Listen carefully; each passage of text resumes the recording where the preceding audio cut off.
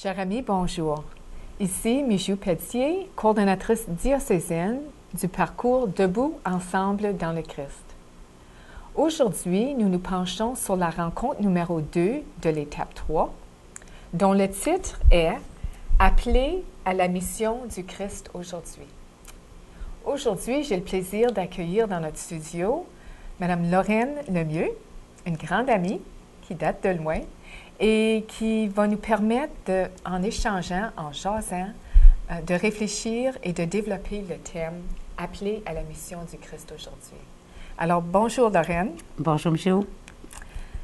On va débuter comme rappel que lorsqu'on allume la petite bougie dans nos petits groupes de partage de foi, c'est un rappel pour nous que ce qui se dit, ce qui est partagé, demeure entre les quatre murs, demeure parmi les gens qui ont participé au petit groupe de partage de foi.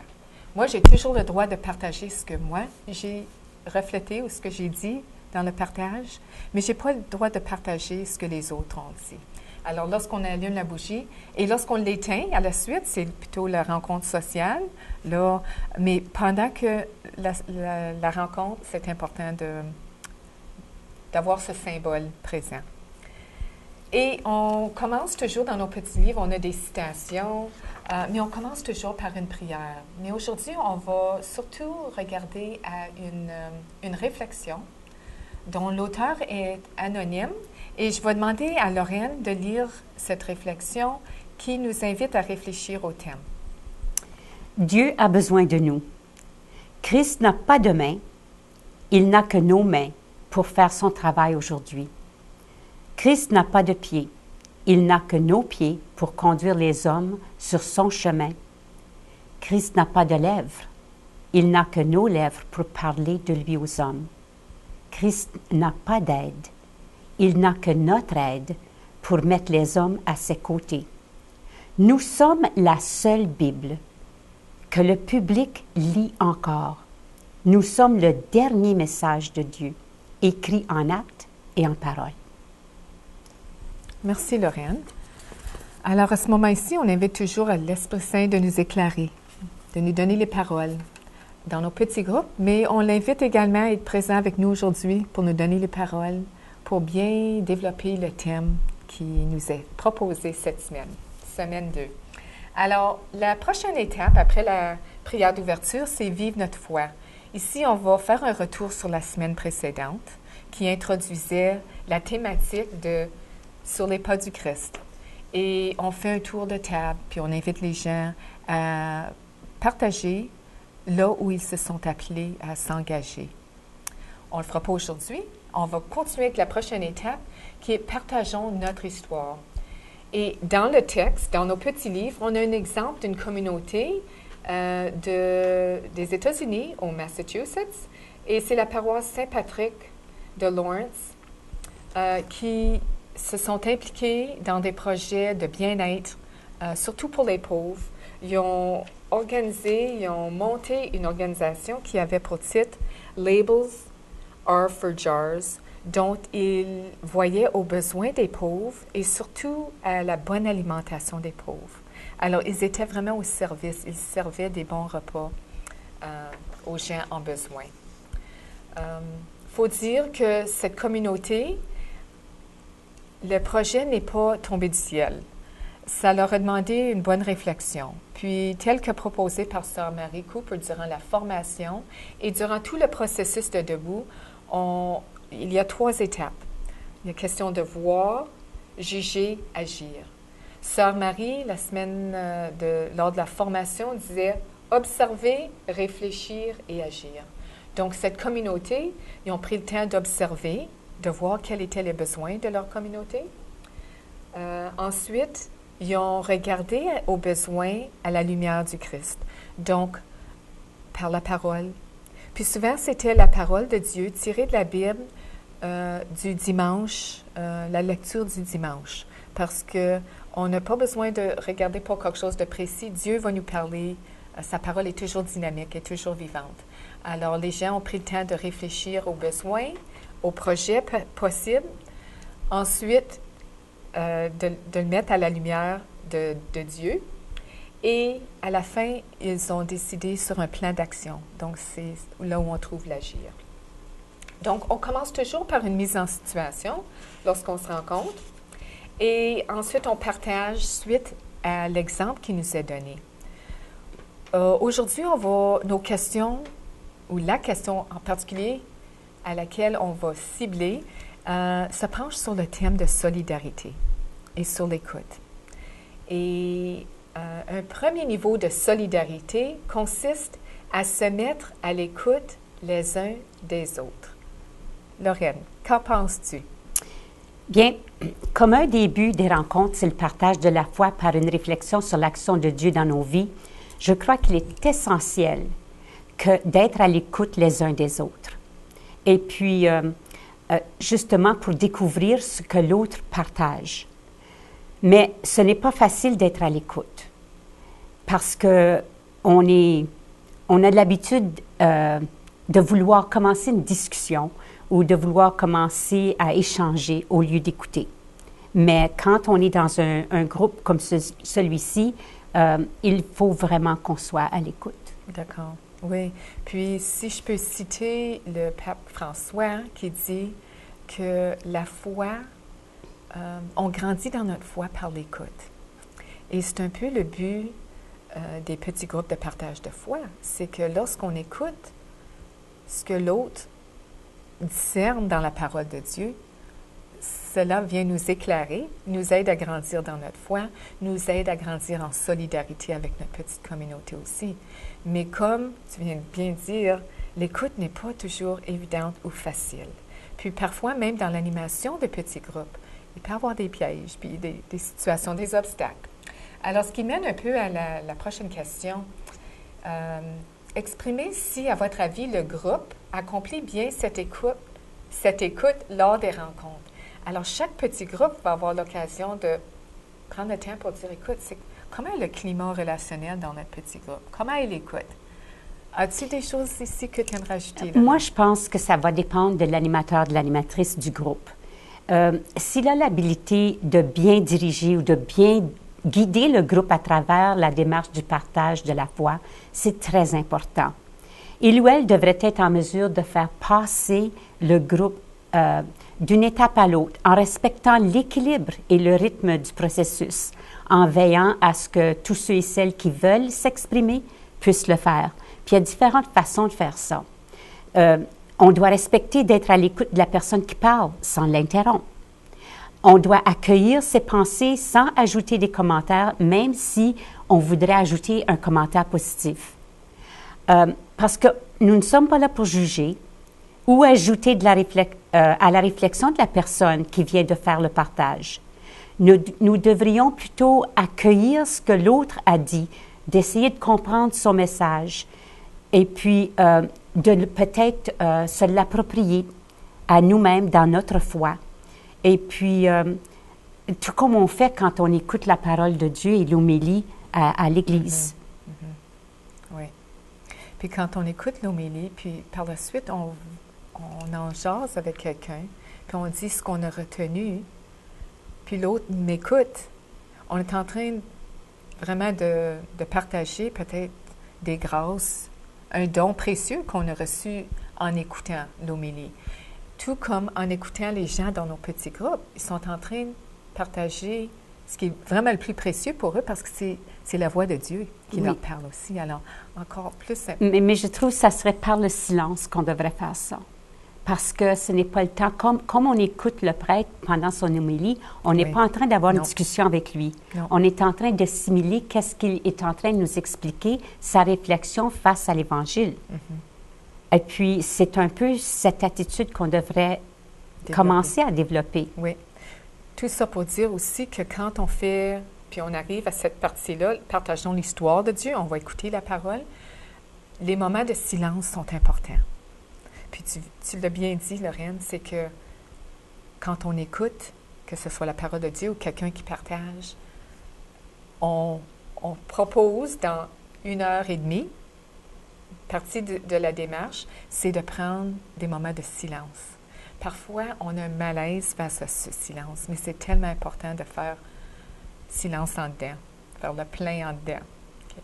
Alors, est-ce qu'il y a d'autres choses que tu voulais ajouter face à l'échange, puis comment améliorer notre capacité de nous écouter les uns les autres? Mais la seule façon que je puisse voir qu'on devrait améliorer, c'est il faudrait que l'animateur ou l'animatrice ait le courage et ose intervenir au moment propice.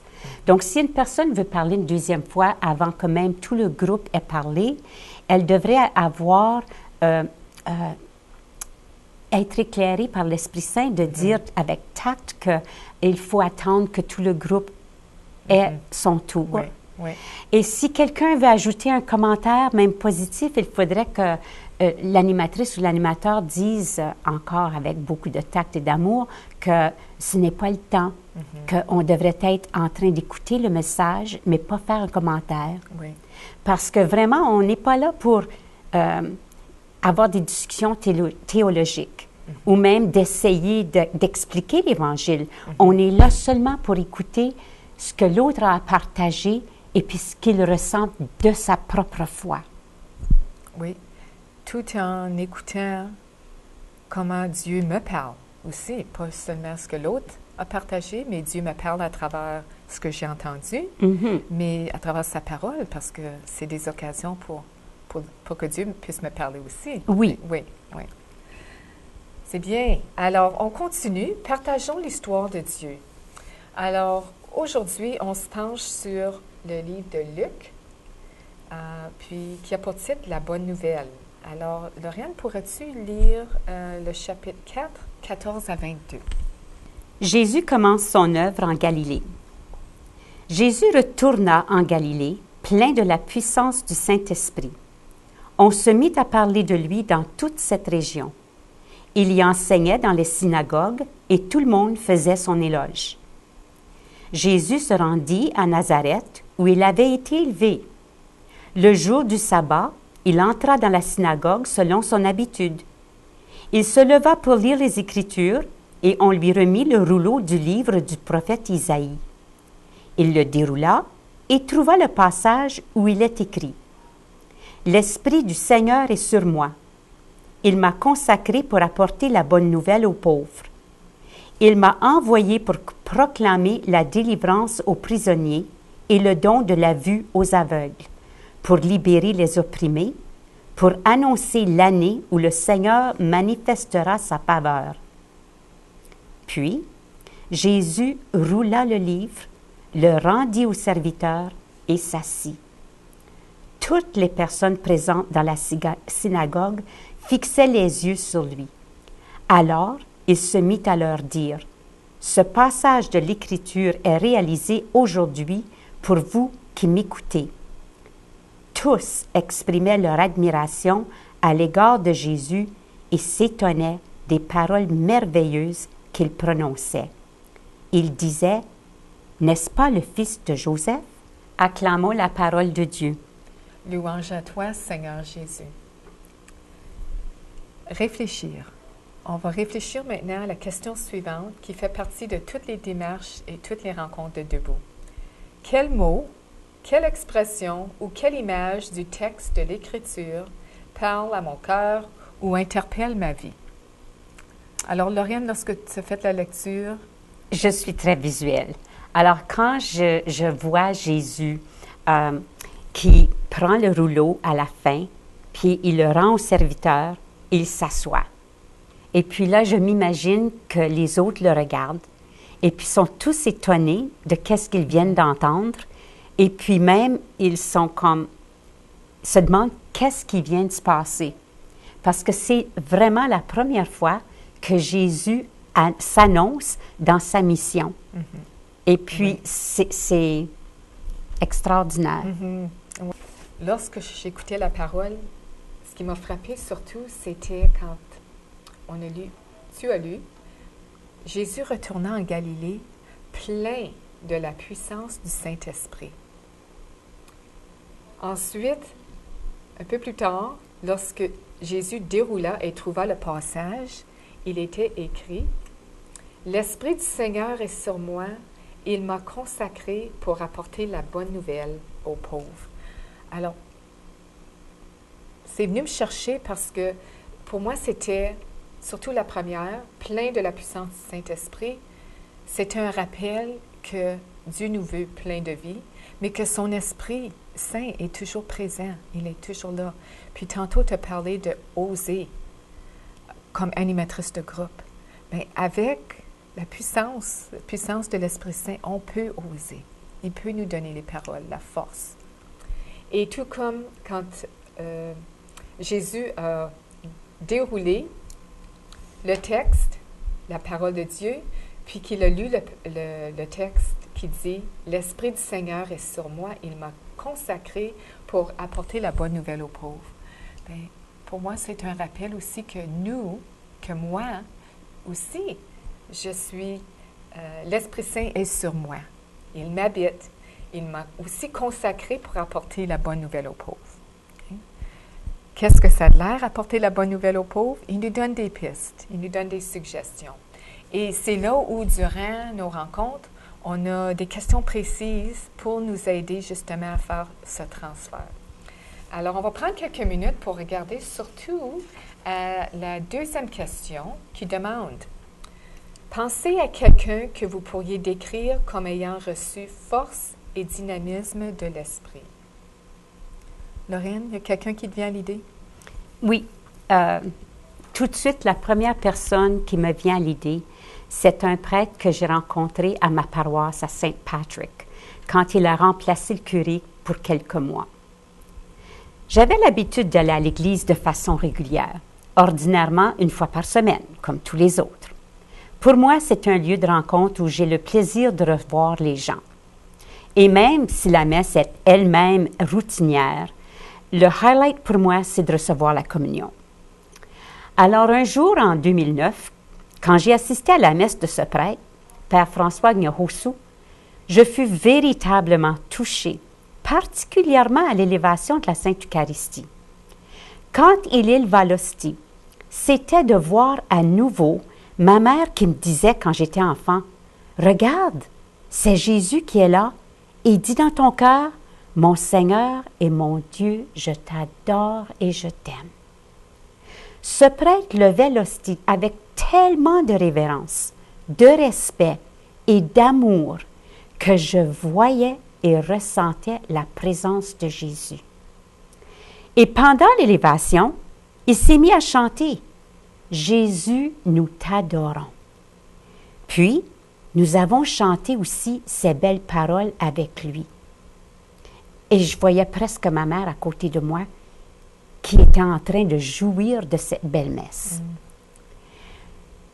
Non seulement après l'élévation, il a déposé l'hostie tout doucement et avec grande délicatesse, comme s'il tenait Jésus lui-même. Alors, depuis ce temps, j'ai eu le goût d'aller à la messe plus souvent. Puis, ce prêtre, moi, je trouve qu'il témoignait l'Évangile par sa convivialité, son accueil et son amour authentique pour tous les gens qu'il rencontrait. Il a touché plus d'une personne quand il était au Canada. Il est maintenant à Rome comme conseiller pour sa communauté de la Société des missions africaines. Et j'ai eu l'honneur, avec mes 2 sœurs, quand nous sommes allés en Italie cet été, d'être là pour son 17e année de vie sacerdotale le 26 juillet, où il allait célébrer la messe dans sa communauté. Wow. Alors évidemment, la question, quelqu'un ayant reçu force et dynamisme de l'esprit. C'était bien évident durant ces célébrations eucharistiques, comme tu dis, surtout à la consécration, que ce prêtre avait reçu ce dynamisme, cette force de l'esprit, et que cette présence réelle était réelle pour lui. Donc, ça a été vraiment un témoin pour toi et pour d'autres. Moi, je trouve qu'il a été un témoin pour tellement de gens parce qu'il a à cœur les gens et puis il allait à la rencontre des gens. Il touchait tout le monde, enfants, hommes, adultes, vieillards. Il était là pour eux. D'accord. Wow. Alors, merci, Lauriane, d'avoir partagé ce témoin avec nous. Suite à les questions ça, c'est l'exemple d'une question. Il y en avait 2 autres qui sont proposées. Parfois, on a l'occasion de juste en adresser une, comme on va faire aujourd'hui. Suite à ce partage, on est invité à s'engager.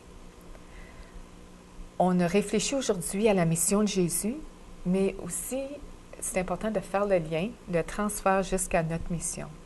Puis, suite à le partage, suite à la parole de Dieu, ça m'appelle à quoi? Puis, dans nos livres, on a toujours des suggestions, mais on apprécie toujours que ce soit des moments de silence ou des moments d'écoute, où on laisse la place à l'Esprit Saint pour qu'il puisse nous inspirer à l'action, à l'agir. Donc, on a des pistes aujourd'hui, mais au cours de la semaine, on est invité à mettre en action cette mission. Et à notre prochaine rencontre, on devient un peu redevable à notre petit groupe. C'est là où on devient responsable dans notre foi aussi. Alors, Lorraine, est-ce qu'il y a quelque chose qui te vient à l'idée, toi, que tu aimerais entreprendre cette semaine au niveau de ton engagement suite à nos discussions d'aujourd'hui puis ce qu'on a partagé? Oui, ce qui me vient à l'idée, moi, pour cette semaine, j'aimerais pouvoir développer mon écoute. Que ça soit avec ma sœur, avec un ami, avec un enfant, un adolescent, quelqu'un à l'église. J'aimerais être plus attentive à qu'est-ce qu'ils disent au lieu de ce que moi je dis. Parce que peut-être j'ai quelque chose, il y a un message que je devrais être à l'écoute, que je devrais entendre pour que je puisse mieux servir ces personnes. D'accord. Okay.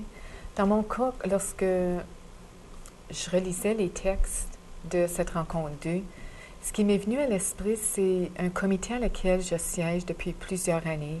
Et même depuis ma retraite, j'ai choisi de continuer à collaborer. Et c'est une coalition communautaire ici à Sudbury qui se penche sur toute la question de la sexualité humaine, des relations saines. Et parfois, je suis tentée d'un peu de me retirer, puis apprécier ma retraite, puis pas trop m'impliquer.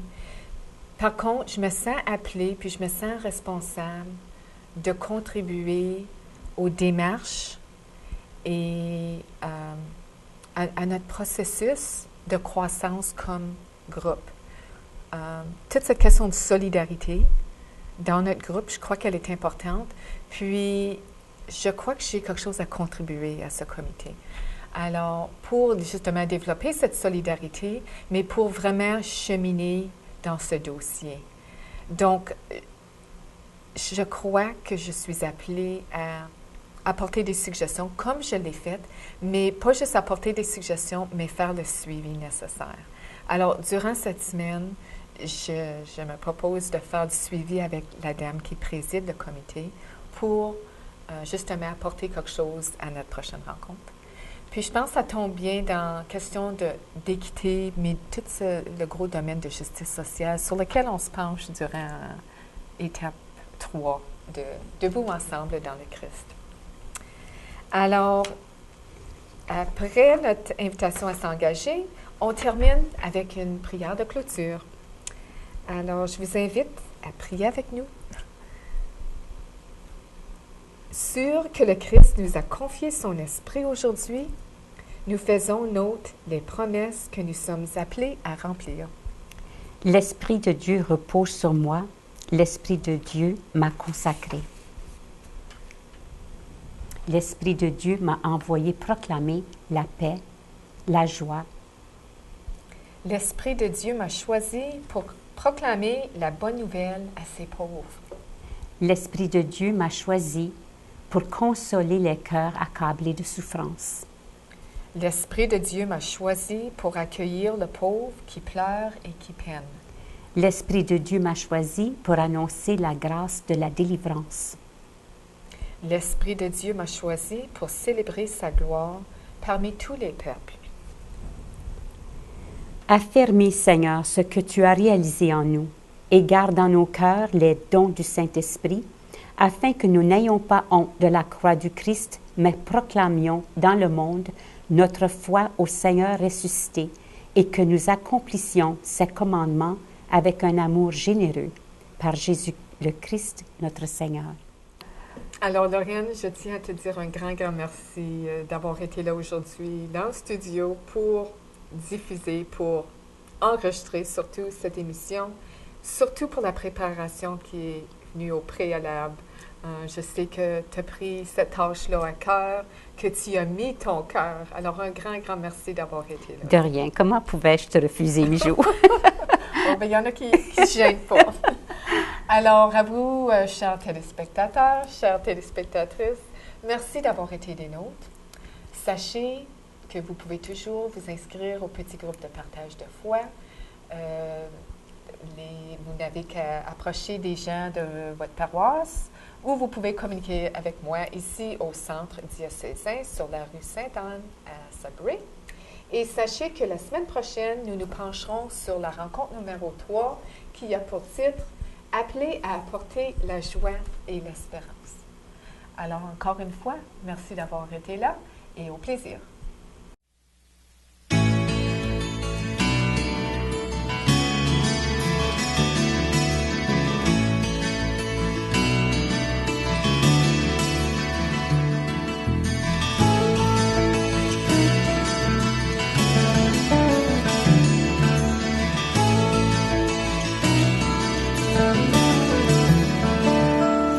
Ensemble, il me semble, on pourrait changer le monde.